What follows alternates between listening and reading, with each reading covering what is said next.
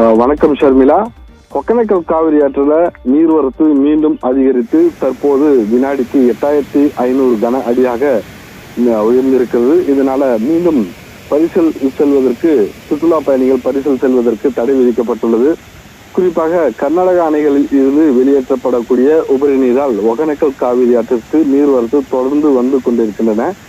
இந்த நிலையில் கர்நாடக அணைகளில் இருந்து ஒரு வாரமாக வெளியேற்றப்படக்கூடிய உபரி நீரின் அளவு குறைத்து வெளியேற்றப்பட்டு வந்தன. இதனால் ஒகேனக்கலுக்கு வரக்கூடிய தண்ணீரின் அளவும் குறைந்தது. இந்த நிலையில் நேற்று வரை வினாடிக்கு 4500 கன அடியாக இருந்த நீர்வரத்து தற்போது மீண்டும் உயர்ந்து வினாடிக்கு 8500 கன அடியாக நீடித்து வருகிறது. இந்த நீர்வரத்து காரணமாக ஒகேனக்கல் காவிரி ஆற்றில் உள்ள 5 அருவி, சினி ஃபால்ஸ், மெயின் அருவி உள்ளிட்ட அருவிகளில் தண்ணீர் ஆர்ப்பரித்து கொட்டி செல்வதை தற்போது தெளிவில் காண முடிகிறது. மேலும் இந்த தண்ணீரின் அளவு அதிகரிக்கும் என்பதனால சுற்றுலா பயணிகள் பரிசலில் சென்று காவிரி ஆற்றின் இயற்கை அழகை சுற்றி பார்ப்பதற்கு மாவட்ட நிர்வாகமானது தற்போது தடை விதிக்கப்பட்டுள்ளது.